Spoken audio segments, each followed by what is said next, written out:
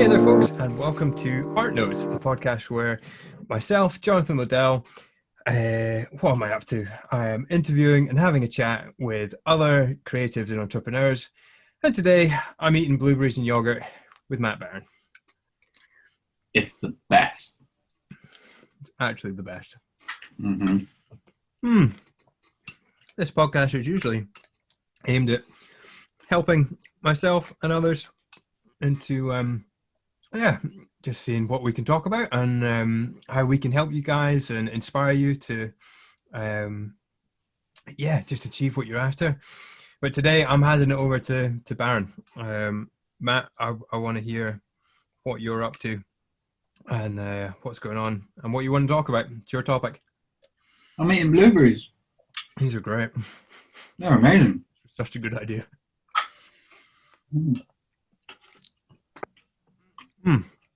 This podcast just became an ASMR channel. So, Brian, what's happening?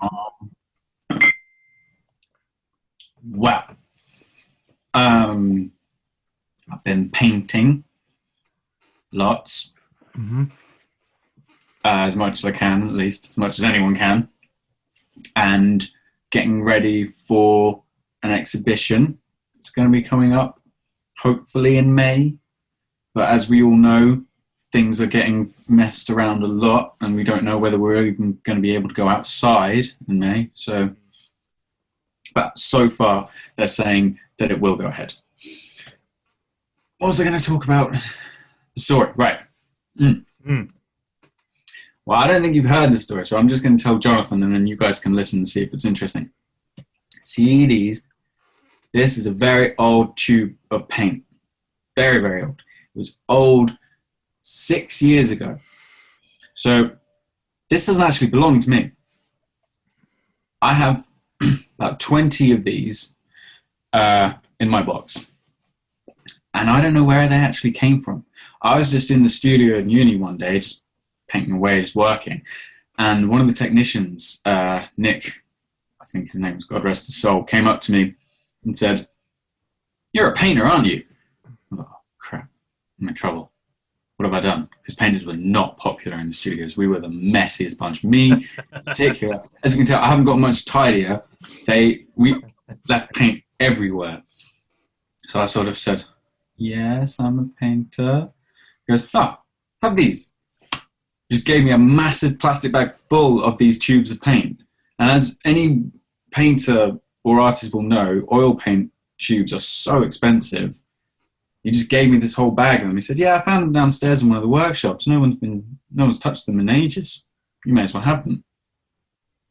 I had no idea what I'd got until I looked in the bag, and they were full of these kinds of things.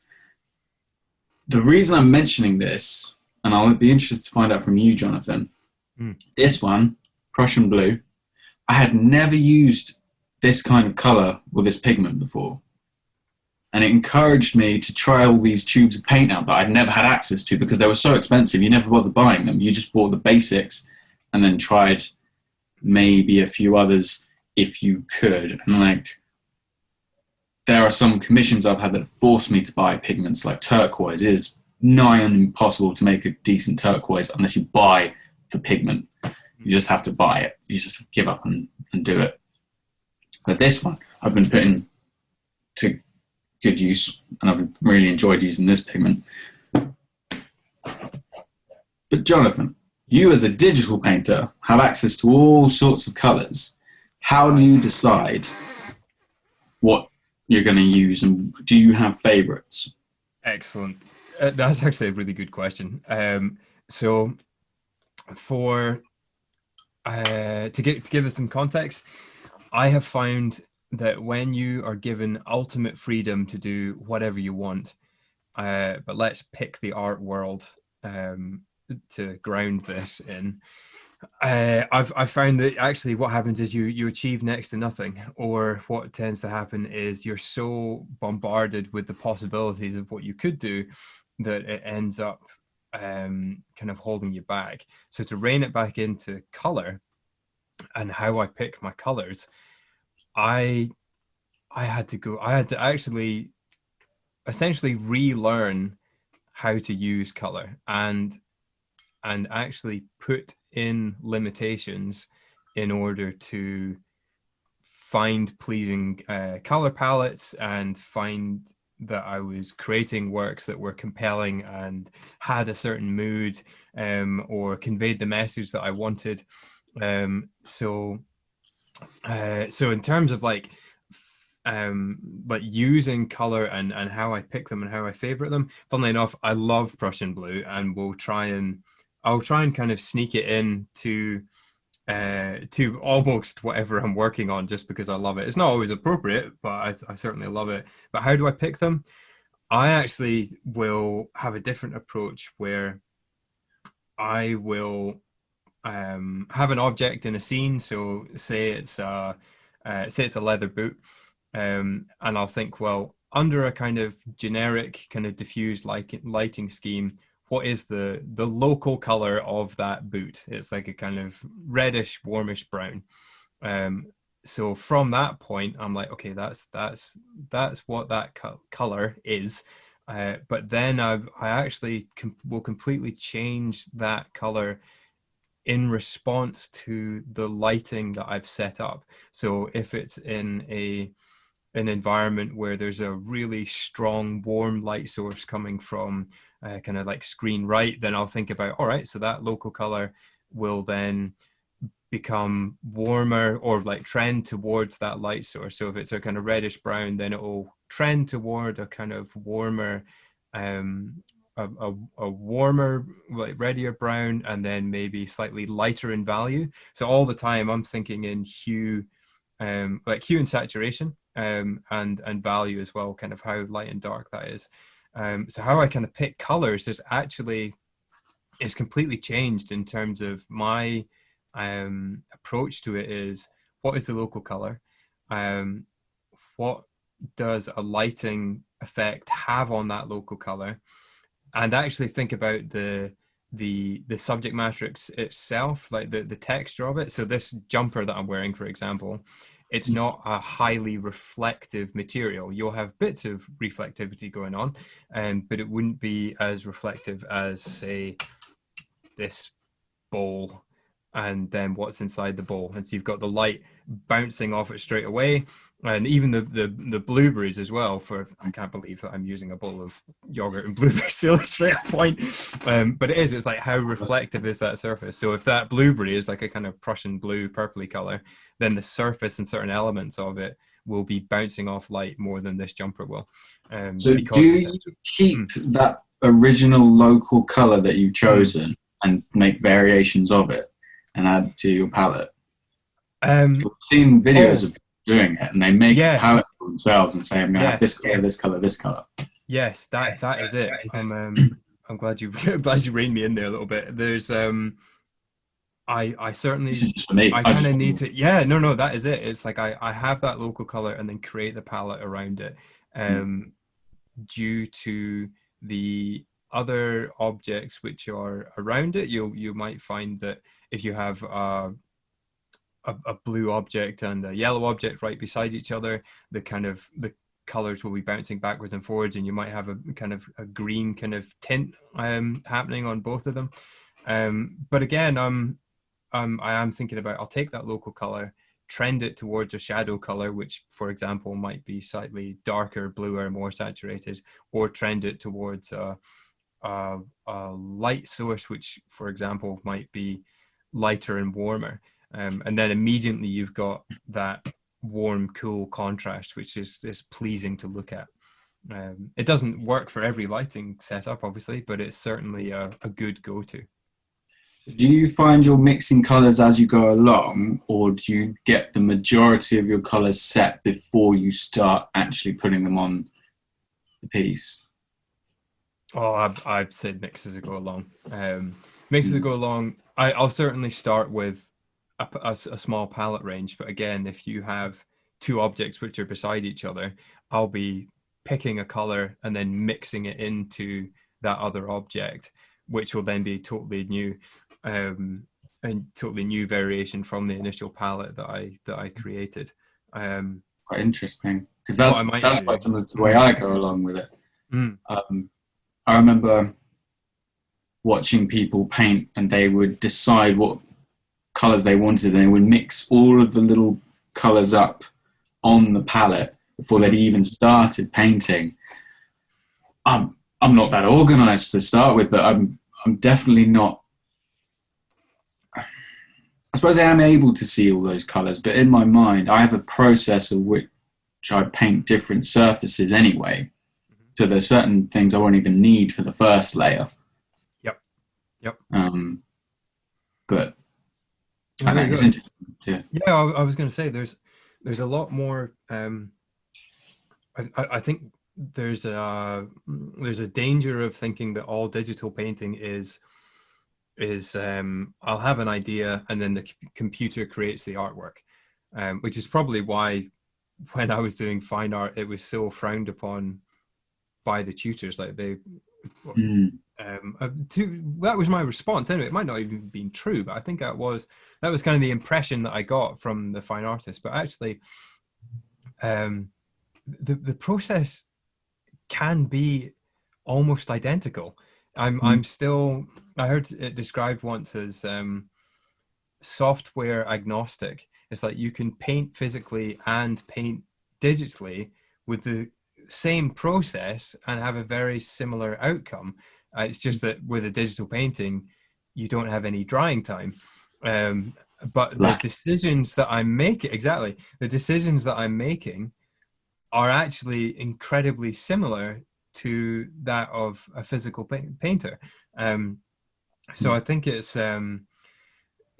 very much a case of, yes, I'll have a local color, and then I'll think, I might create like a mini palette beside it to then think, what are the darks happening? But actually it's a lot more about reading the information as you go and as you create it, in terms of like what objects are beside each other, how is that light and color bouncing off each other.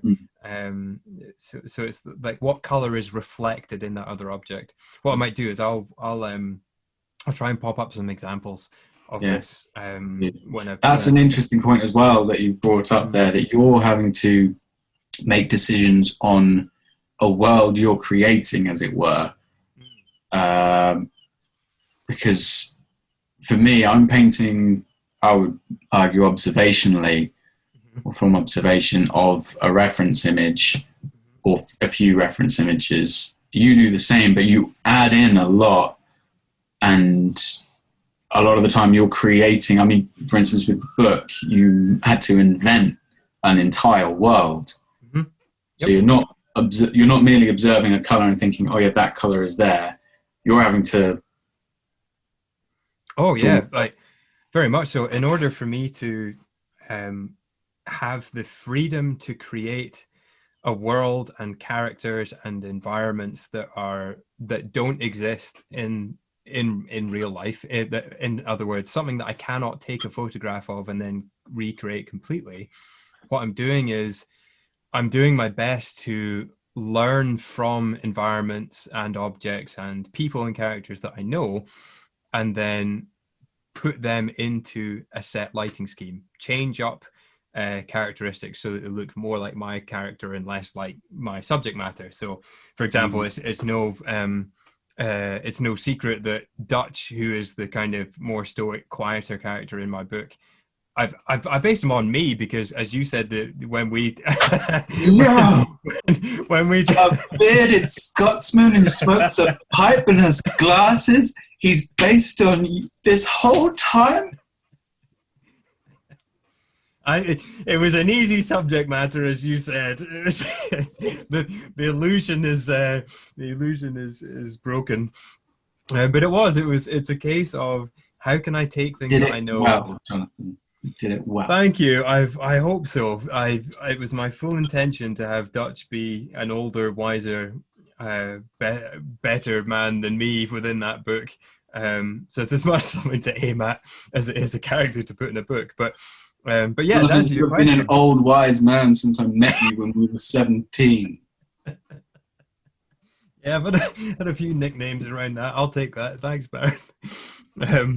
Yeah, so to kind of rein it into creating illustrations, it's yes, of course I have reference images which I'm pulling up. Like I'll take a photograph of wooden cabinets to then see how light reacts to a wooden cabinet, but I'm not about to move that thing into a certain thing, take a photograph, and then completely recreate it. I don't have that luxury. The thing's too damn heavy.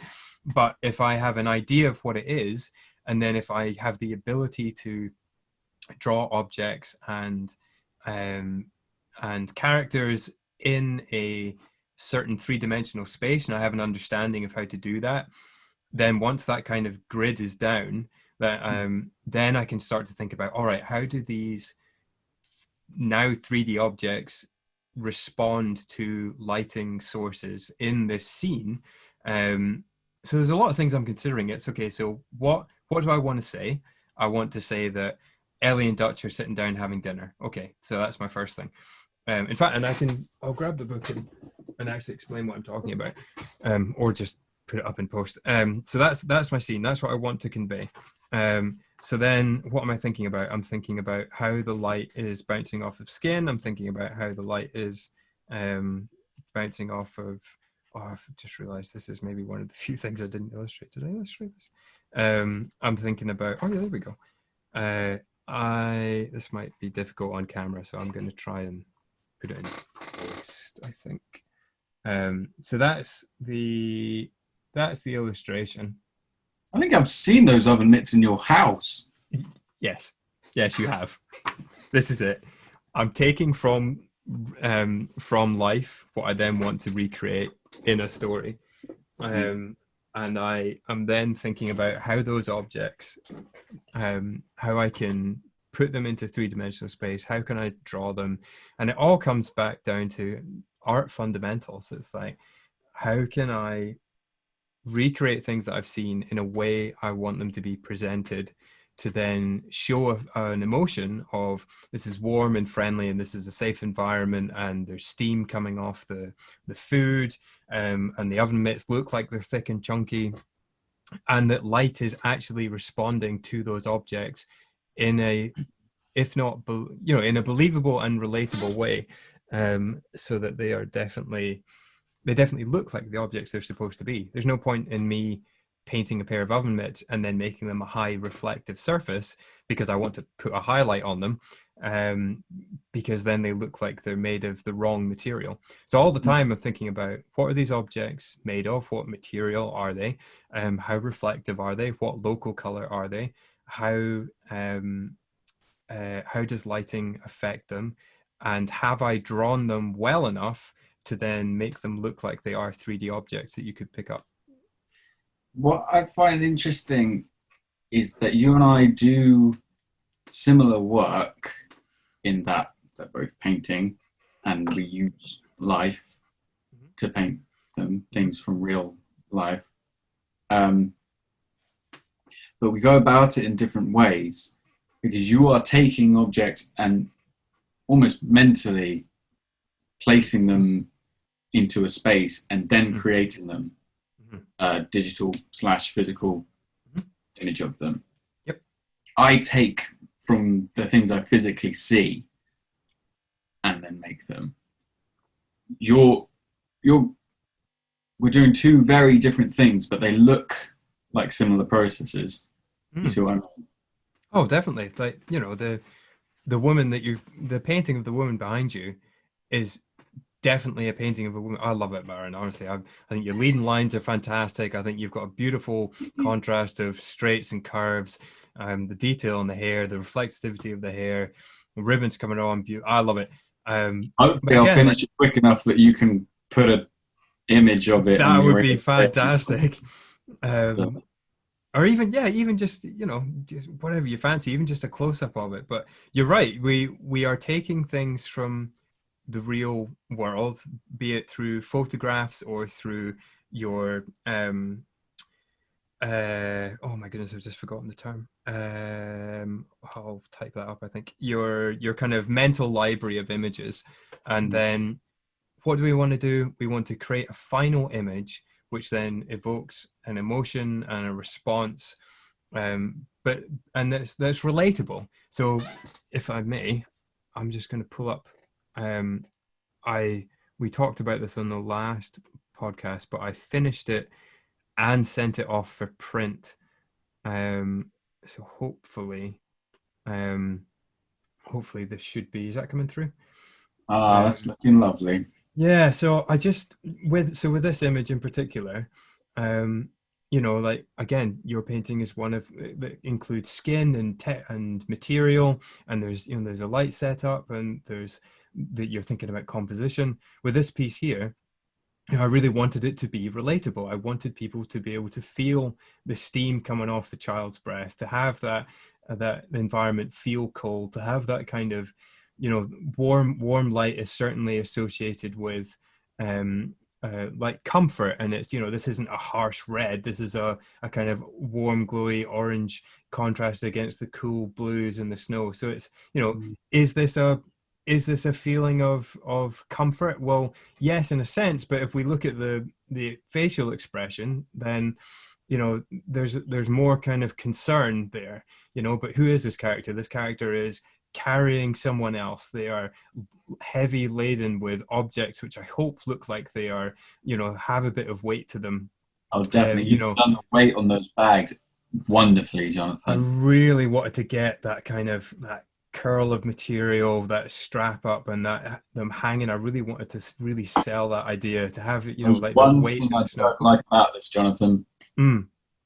You've done the. It's really, really sad to see a book on the floor. that's that's Drop very the true. book.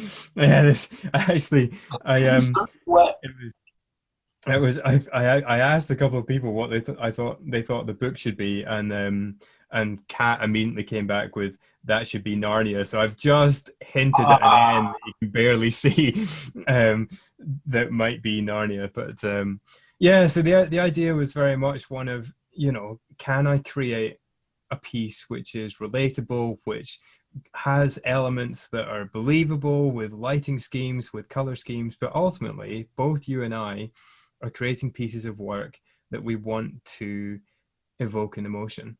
mm, So if we, you're right. We do approach things very differently, but we are still responding to the world around us, and we were still trying to create pieces which then evoke an emotion, or are just pleasing to look at. There's for the longest time I didn't really understand abstract art. I mm. really um I just didn't get it, and I really just thought it was lazy painting, and I think some of it is, but I've realized that good, if I can say this, well, yeah, my opinion is that good abstract art comes from compelling shapes and images. So what does that mean? What I mean by that is, have they simplified down pleasing pleasing colors that look good together, or something that will immediately strike an emotion, or a point of interest, and That's it. actually Yeah, captivates you. It that holds your. captivates you. Yeah, why does it do that? Yeah. There's I think she's a Swedish artist, if I can remember. um if I can remember who she is, I'll pull it up. That's terrible. I should be able to. But her artwork is very much. It's very abstract, and it's almost like marble. It's like looking at Mm, marble, and so it's not representational art. It's certainly not the illustrations that I would create at all. But I mm, love her work, because for and it's all very simple. Oh, in fact, I'll tell you what, a fantastic example of this, Ellis O'Connor. Ellis O'Connor was she was the year above me, I think, when I was at uni, and her artwork is a response to the outer Hebridean coastal landscapes, and they are beautiful. Like, I cannot say this enough. Ellis, if you if you're watching this, I love your work. It's magic. mm. Talisker, the whiskey. Uh, they had her do a box cover artwork for their chocolate and whiskey Christmas gift thing. It was magic, but it's very abstract. So why is it compelling? If well, there must be something that I can relate to within that. It's because they do not look like a photograph of seascapes and landscapes, but they are compelling. and they are a fantastic use of the Prussian blues that I love so much. So maybe that's what it is. It's like, I love Prussian blue. I'm seeing an abstract painting which represents a landscape or a seascape or clouds, but you wouldn't say, yeah. Anyway, so the unfortunate things about some abstract art is that sometimes it's very interesting to artists, not so much others. For instance, a friend of mine for our degree show had a load of paintings of strips of color with white painted over the top of them, but they were different whites. So zinc white, titanium white, those kind of oil paints. It was very interesting to me as an oil painter to see the way she was doing it. Was she would put different bright colors up, put white over the top, and the different whites would dry different ways, different colors, different hues. I mean, for me, it was very interesting technically to see, and they were also compelling images. A friend of mine wandering around the place during the preview is saying, "Oh, I could do that." Like, that's not the point. Like, it's not about how difficult it is or whether it represents something or whatever. The point is that it captivates you. You want to look at it. If it achieves that captivation. If it does. I can't remember who said this. It might be Nathan Fox. But there's this thing about, oh no, I don't think it was. Anyway, if there should be, let me phrase this as well as I can. A compelling image will reward you for seeing it from one side of the room and then walking over to the other side of the room to then enjoy it, and then stepping back to then fully appreciate it. It's what has compelled you to go look at that image, and then how does it reward you? And I love that analogy. I wish I could remember who that was. So to then come back to your friend saying, I could do that. We could go down the rabbit warren of all art is subjective, which I guess it is. But I would definitely argue that, again, good art rewards the viewer in some way or form. Now, it could be the case that person just was not in the headspace to then be in an art gallery and appreciate art. Maybe they were like, I'm waiting for lunch, and they were just in a very critical mindset. The other thing could be, well, could the same piece of art that your artist friend created, could that just have easily been an exploration sketchbook page where they were seeing how all of the same white the white paints actually then responded differently to one another? Because a massive discovery of mine was the beauty of grays, warm grays, cool grays, how you can create a whole painting with grays, and then have a very saturated color, and then your eye is drawn to that saturated color because of the contrast. But the contrast was created, was made a compelling image because of all the different grays. So, and that can be representational or not. Yeah, that's one of the difficulties for you and I as representational artists is we will often be judged on the subject and how well we've presented it or captured it. And as a portrait artist, I love capturing the essence of someone. It's one of my favorite things to do. If you can look at a oh yeah, that's so and so. Even if it doesn't have the best likeness, if it has the essence of it. We talked about this before. That's true. Yeah.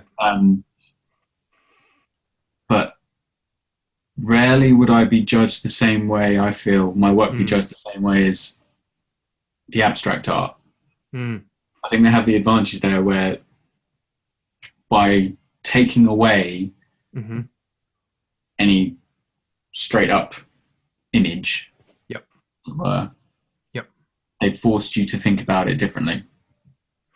I totally agree. And I think that what's happening there, and this is not to say that abstract artists cannot draw, but you are removing the need to draw well and you are replacing that with the focus being on an approach purely based on hue, saturation, and values.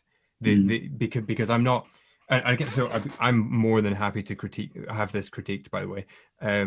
So again, just to use this as an example, if I pull up the self-portrait I did the other day after our chat on, is that coming up?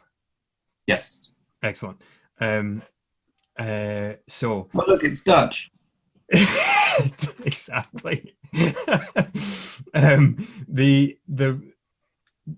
I hope that the essence of me, the subject matter, is found in the eyes, which ended up being the most difficult thing to get right, and that the hues and saturations and values are compelling. However, my flipping drawing skills still weren't quite good enough to really represent me properly, because there were problems with the cheekbones, so there were problems with the eyes. The chin actually could be slightly lower, and I mean, this whole area here probably needs from the lip down to the chin, maybe that needs a little bit more work. But from a pure, I mean, even now that I'm really grilling it, even the hues could actually been a bit greener in places. Maybe it was too oversaturated in the warms. But underneath all of this noise and values and hues and saturations, there is a drawing. There is a drawing that needs to be accurate enough to then look like me. And then on top of all that needs to be color. If I were to, I wish I'd thought about this in advance, but if I was to just completely mess all this up so that you just had, actually, I'll do it in post. If I keep forgetting I can do that. If I was to then turn this into an abstract painting, I would be able to then have areas where they were more desaturated, more saturated, areas that were darker and lighter, and create an interesting flow that would lead your eye around the painting. But as this stands, this is just, it's almost me, but needs work. And Baron, feel free to jump on this and tell me where I need to improve. Well, I mean, we talked about it earlier. I'm not gonna go into it again. No, but I wouldn't want to. Does that make sense, though? Am I? Yes. Am I kind of on the?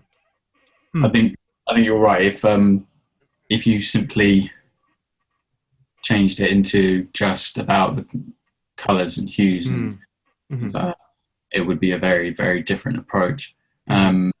Which is once again why I say that sometimes abstract art is interesting to creatives, artists, people who speak that language. Yes.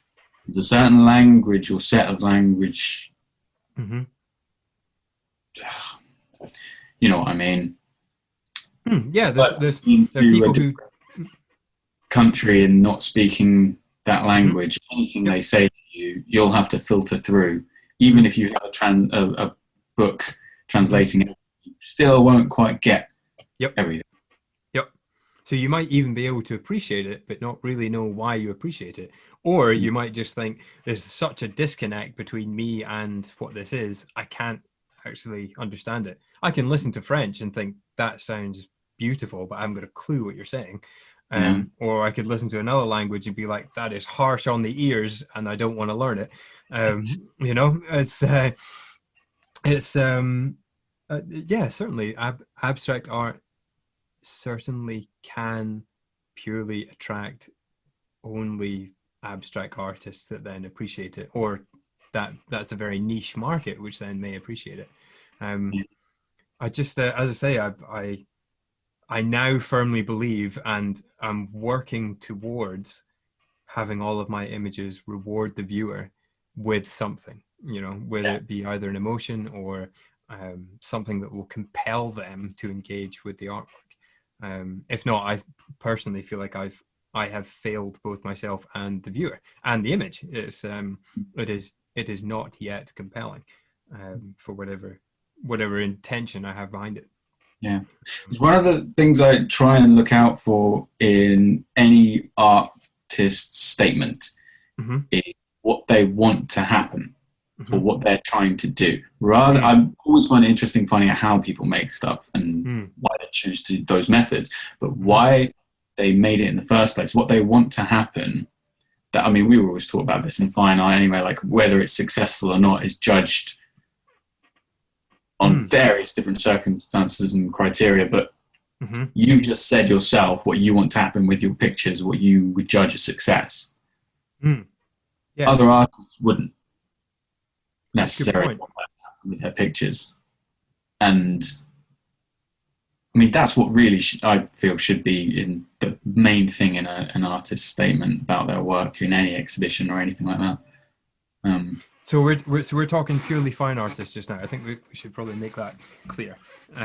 If so illustration or sorry, illustrators who are looking to get a job in illustration, say, would have a completely different goal to that of a fine artist, and so their mission statement or their artist statement would be completely different. So if we're talking purely fine artists showing pieces of work in exhibition, Yes. then unpack that for me. Their artist statement needs to be, or sorry, their artworks should be a justification of their artist statement. You read their artist statement and look at their work and say, yes, I can see the link. They've achieved that. Yeah, for the most part. Mm. Sometimes I would want to look at the work, then read the statement, then go back to the work again Mm. and see if they match and Mm-hmm. see whether their idea of it is the same as my idea of it on my first impression. Mm-hmm. It's a bit like if you met someone and you had your first impression of them and thought, oh yeah, they're a pretty nice guy. Then you went and spoke to your friend or someone who knows them really well, and they told you things about them, and you thought, oh, okay, that they're not nice as well. Then you would want to go back and justify that thing that the friend has said. Yep. You wouldn't take that at its word, and you wouldn't take your first impression at its word because you haven't. Mm. You know what I mean? Have I gone off on a weird one? No, it makes sense to me. I'm following that analogy, and I am the world's worst at making very unrelated metaphors, trying to and then squeeze them into an analogy.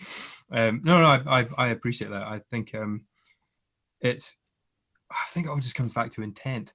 What are you intending to do with your work? And on that note, I don't know if you have thought about this. Maybe you have actually. But so you've got your exhibition coming up in May. What do you want to include in your artist statement? What is going to be your intent for? Yeah, I know. I hadn't thought about it. I hadn't thought about this, but actually, if people are walking into an exhibition and being presented with your work, are you thinking, I want these pieces to be in your living room, or I want to convey? Yeah, what have you thought about? Don't feel that you need to have a finished artist statement, but what are you thinking about? This is the kind of thing they try and prepare you for in your art degree. I should know. The one thing they do tell you about is exhibitions and artist statements. So the body of work that I'm doing at the moment is, they are more studies for me and experimentations and seeing what I can do. I'm almost going back a step. Before, when I was doing hands and musical instruments and things like that, I was doing it because I enjoy the subject matter, I enjoy painting them, and I enjoy showing hands at work. That's why I was doing sign language and things, because it was a whole different language. Mm-hmm. So if I include those, I'm going to have to put just my artist statement to show that that's why they are there. Yes. This body of work that I'm working on at the moment is going to include many more females, possibly nudes, possibly other things, and I'm going back to the basics of studying human form again. And unfortunately, those two don't exactly match. I'm definitely not including the pets at the moment, simply because they are a commission and a form of work. They are not my. Yep.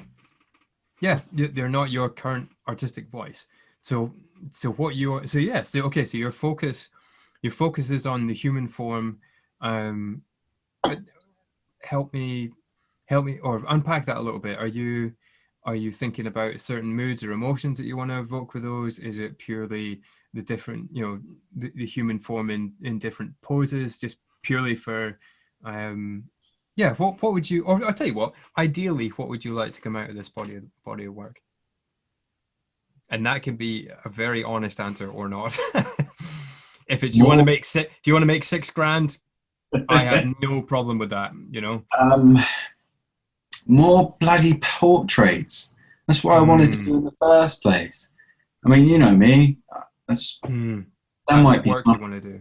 scenes, some landscapes, some cityscapes, or whatever. Like there might be some things like that, but for the most part, I want to get back to painting people as people, and you recognize humanity in those people. You recognize I see. the human aspect of it that makes people uniquely people. You know, when you see an animal and they do something a bit like a human, and you Hmm. are almost more endeared to it Yep. because Yep. they do things that The dolphin are smile. human.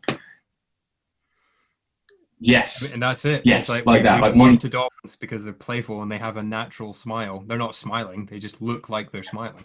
Yeah. I am most enamored of my pet cat Mog Hmm. when he is following me around, watching what I do, Hmm. and doing sort of playful Yep. things that Yep. are sort of human-like and sort of Hmm. very cat-like. But it's, I mean, one Pathetic example play. is taken to following me to the loo every time I go now. She, I'll come out of there, out of the shower, and she'll be there waiting for me. Like, what were you Yep. doing? Yep. I was having a shower, madam. She'll just watch me, and she'll in the mornings meow at me and scratch my legs until I put her on my shoulder while I'm making breakfast and things like that. She likes being there. Amazing. Yeah. Likes watching what we do. Yeah. So capturing that behavior, not just a painting of a face or a painting of a cat, but capturing that look the cat gives or that action that that cat is doing, which is then evoking that relatability. Yeah, that would be very interesting. If I could do that with animals, that Mm, would be amazing. And I think mm. Mog might feature in some of the paintings that come up soon. Okay, Um, but that's nothing clever. than a human. So Yes. I will So also what? be Yeah. using people. So you want to be, ideally, Matt Barron wants to be a portrait focused oil painter. Right? Yes, Is that accurate? Okay. candid portraits. So not posed. Hmm. They will be posed, obviously, or at least will seem posed Hmm. or whatever, but they won't Yep. look posed. Well, that's it. That is all great photography. Is you put a camera in front of somebody's face and they're like, oh, right, and then it's like, well, act natural, and it's like, I'd love to, but there's a camera in my face. Ask, Lottie, who we had on. She is amazing at getting her subject matter, her audience, to be comfortable with her to the point where the photographs that she take are candid photos. They are people. I You was can't looking at achieve the video that. earlier, looking at the work Yeah. she does. It's amazing. Isn't it They look class? so natural. Yeah, And I'll probably be asking her for some tips at some point on how to get that kind of image. But definitely. We'll get her back um, on. Yeah. this is an example, I suppose, as we're on the Hmm. subject of Hmm. an image that is not your typical picture of a human, but it's got some human elements in it, Certainly. if you catch my drift. Yeah, no, I do. Yeah, definitely. It's you're capturing a moment in time. You're focused on, someone who's obviously at ease, they're comfortable. You've got, hair over the shoulder. They've got a ribbon that is obviously they've chosen to put that ribbon in. So say it's a favorite hair piece, or you've got that exposed back. So that, again, they're at ease, they're comfortable, they're obviously warm enough. You're not expressing cold tones there. You're saying, there's lots that you can read into that image, which expresses relatable human behavior. Nailed it. I should just get you to It's come why to we're the recording. exhibition and talk to people for me. You can be my artist liaison, are they called that? It's, Or you it's just be why my we're man, my it's why agent. we're recording these.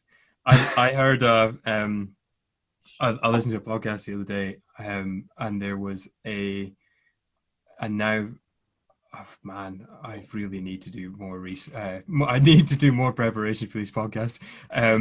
There's a very famous illustrator who he was a New York Times bestseller, um, and in the States.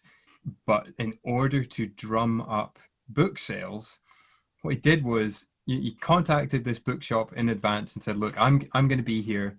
I've got books to sell. Please order an X amount." And they were like, "Okay." And he said, "No, you don't understand. There are going to be crowds of people coming to this." And they're like, we don't, yeah, we don't know who you are. So like, yeah, whatever. What did he do? He got his wife to go around out with in the street and basically say to people, "Oh, by the way, there's a New York Times bestseller. I think he's like selling and signing books." And she would do this. No one knew that she was his wife, but she would just.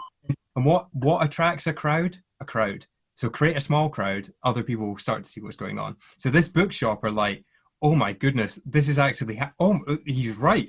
So what happened was he would go around this chain of bookshops and tell them that this was happening, and the prior one would call up the new one and be like, "Listen, this guy's going to have a big crowd coming." Why? Because his wife, who had worked in I think she was like a kind of PR based, she was involved with sales. She was drumming up business. It was, we'll create a big character that we put on top of the car, with signage. We'll have a table out front. You'll have a stack of books. That doesn't mean anything. That means nothing until you then say to people, "By the way, this is happening. Go check it out." If it's not your thing, no worries.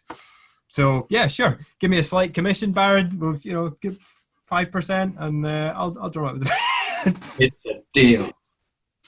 You've got to It do it. is. You have It's to work cut out because it would be at Goodwood, so it's not the most accessible of places.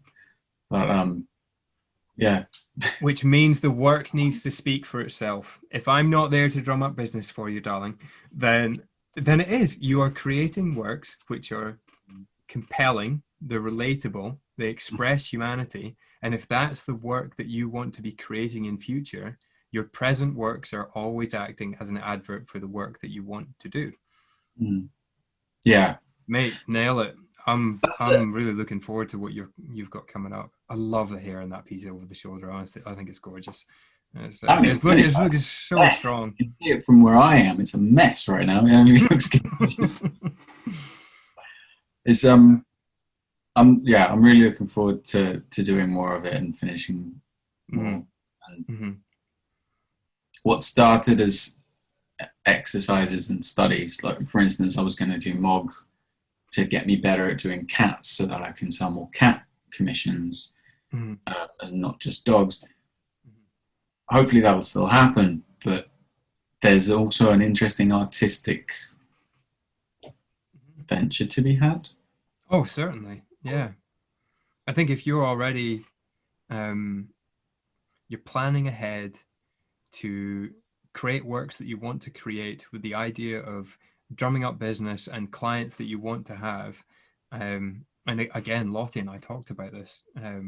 How do you find the clients that you want to have so that you're creating work that you want to create? It's get good at the skill, um, have it relatable to your target audience, and then put yourself in a place to be found by that target audience. There's a reason that Lottie wants to do wedding photography. Like she has her reasons for doing it, and so she will network with other photographers who are doing wedding photography. She will learn from others and and get into those spaces. So I'm really pleased to hear that you've got a show coming up, and even if it gets delayed, that's just more time to create more works. Yeah.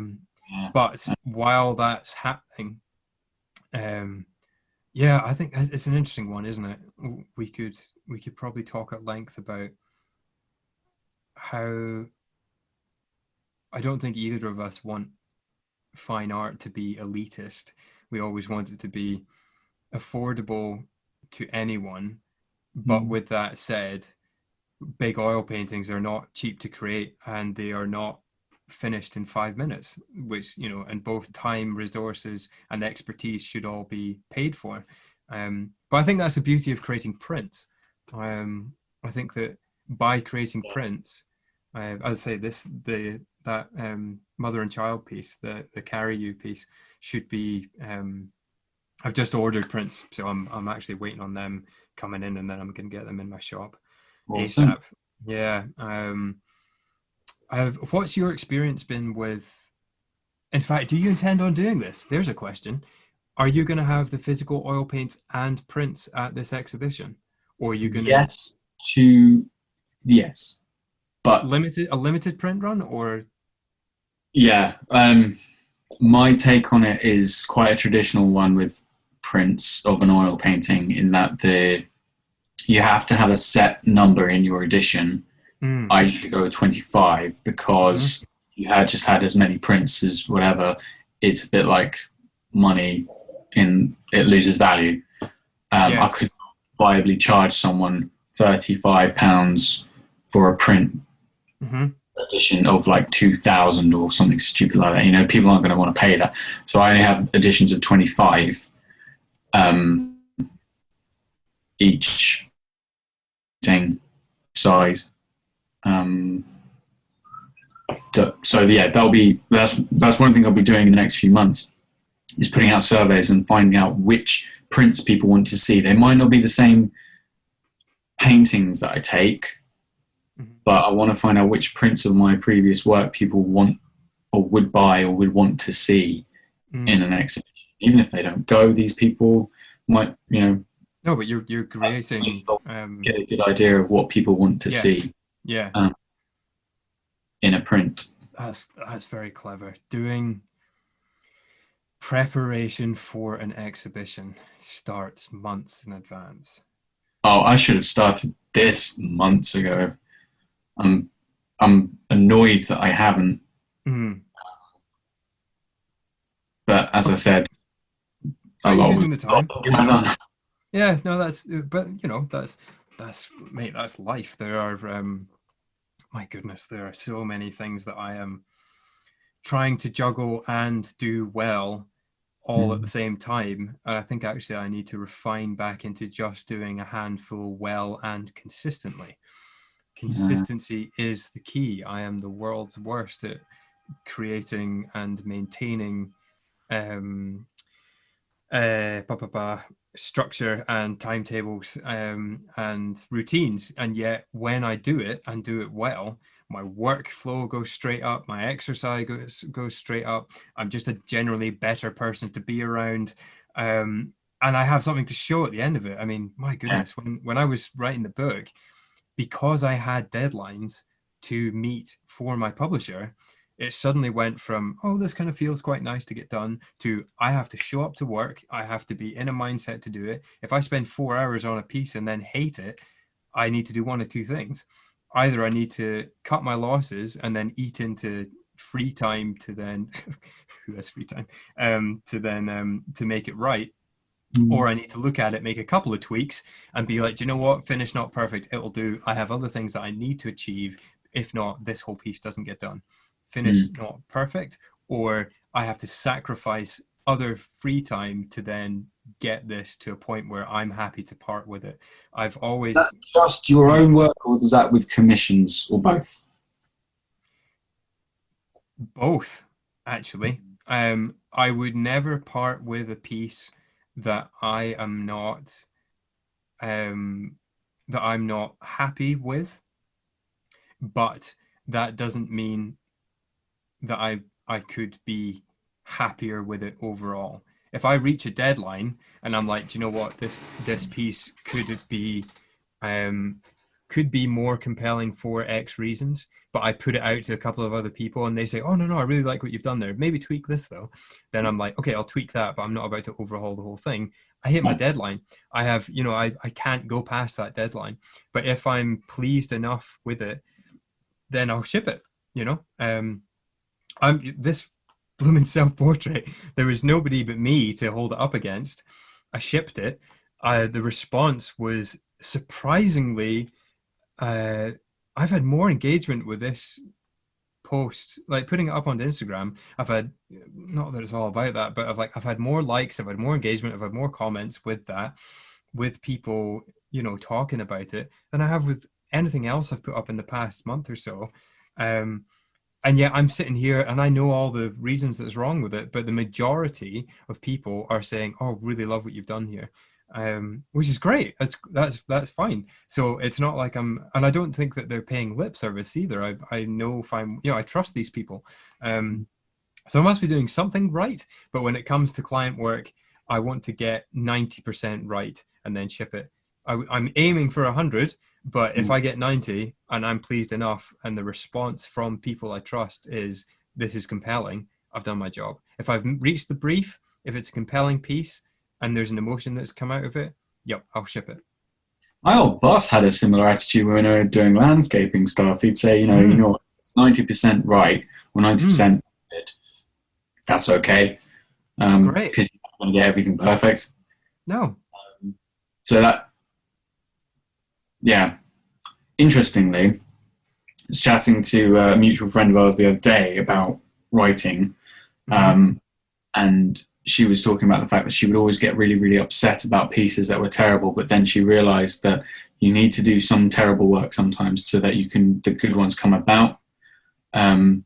And we've all got them in the closet, some really bad pieces we wouldn't show anybody. Yep. And then we've got good ones that have come from that. Yep. 10,000 hours. 10,000 hours rule of or 10,000, whatever it is, whatever crazy mad number it is. It's like you have reams and reams and reams of terrible drawings or rubbish pieces of writing, but you needed to put that time in to then have that piece that everybody sees that they think is wonderful or that you were really pleased with. But nobody sees all the garbage that we use to get there. Da Vinci had plenty of stuff that was either not seen until he was long gone or that he burnt or got rid of.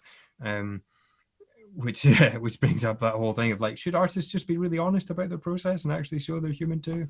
I actually think so, because it is. It's oh, you're amazing, you're so talented. I might have some natural ability, but you haven't seen that this is a time-based skill. Yep. Just like athletes.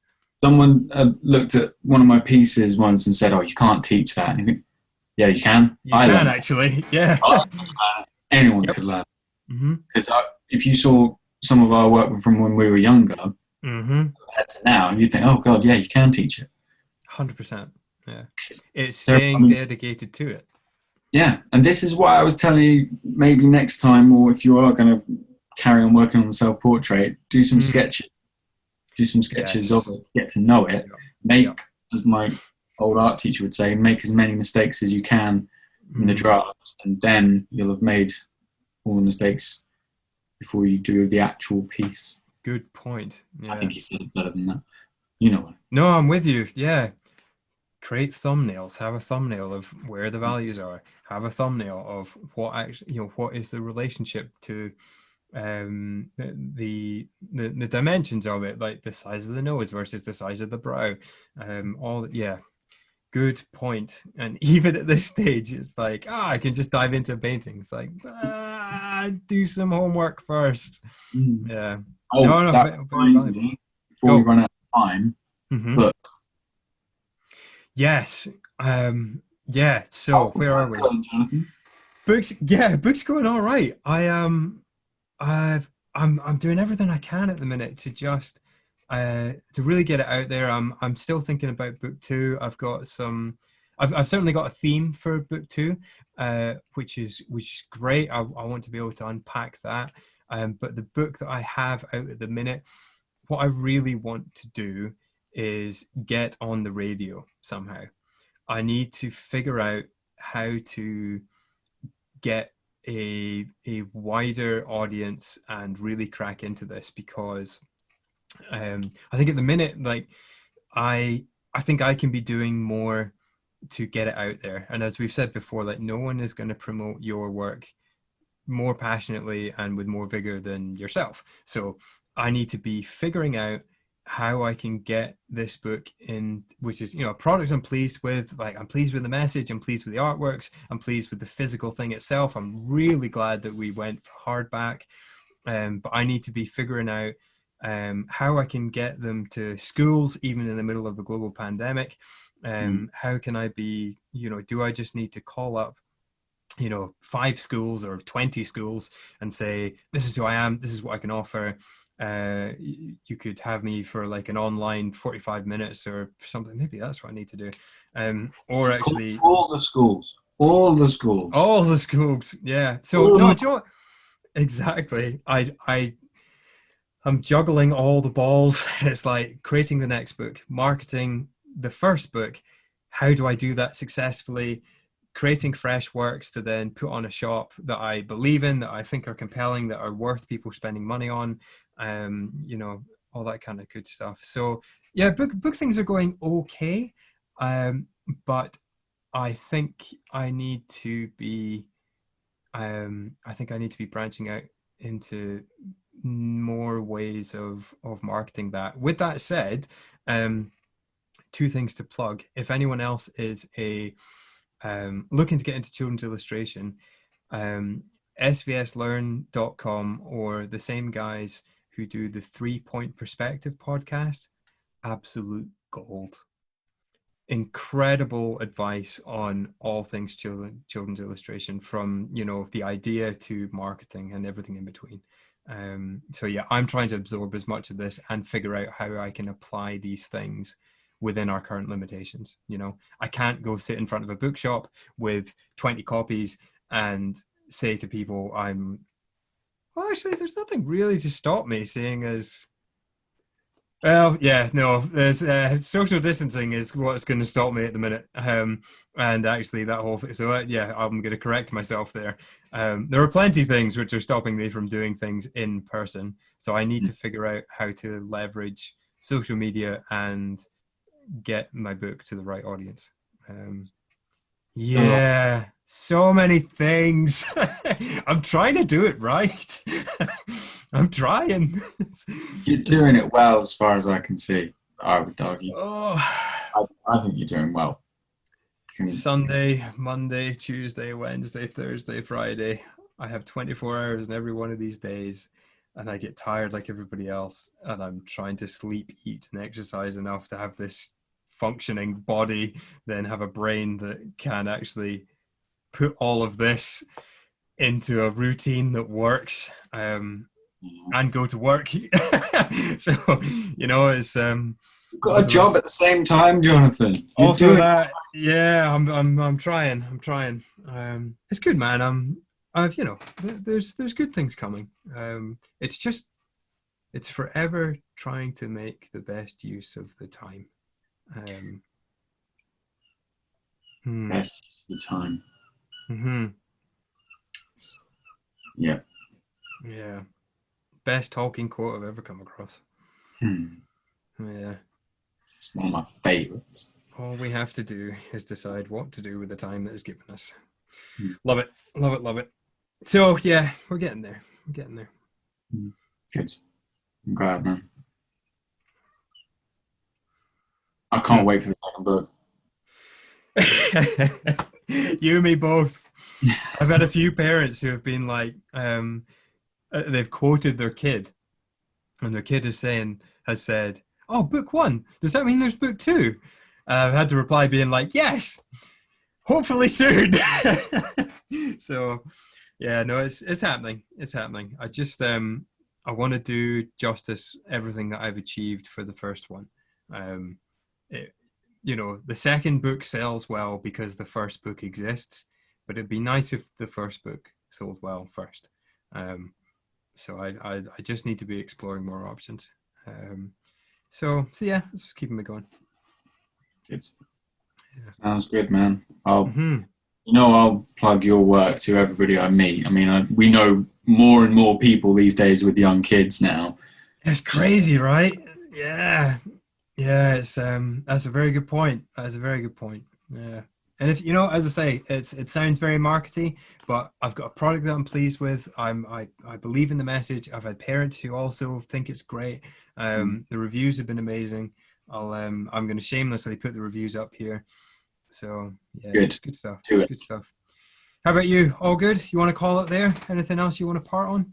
Yeah, sure. All I will say is to anyone watching, if you want a portrait done of a pet, there's a waiting list, but do contact me. If you want a portrait done of a human, be it yourself or someone else, as long as they know about it, I'll do it. Yeah, just get in contact with me, get in touch. I'm sure you'll put my email and things up You here. got it. Yeah, you got it. No problem. Best way to reach me is probably Instagram, obviously. And just Excellent. make sure that you are specific with what you ask for. That's all I can ask. Good stuff. Great. No, let's do it. I'm really excited about your upcoming exhibition. I think this is going to be, even within this kind of time of limitations, I really think that's going to be strong, because I know your work and I know what you're working towards. And I really think it's going to up your game with clients as well. So it's good stuff. All right, folks, thanks for listening. This has been Art Notes with myself, Jonathan Liddell, and Matt Barron. Have a good one. We'll see you next time.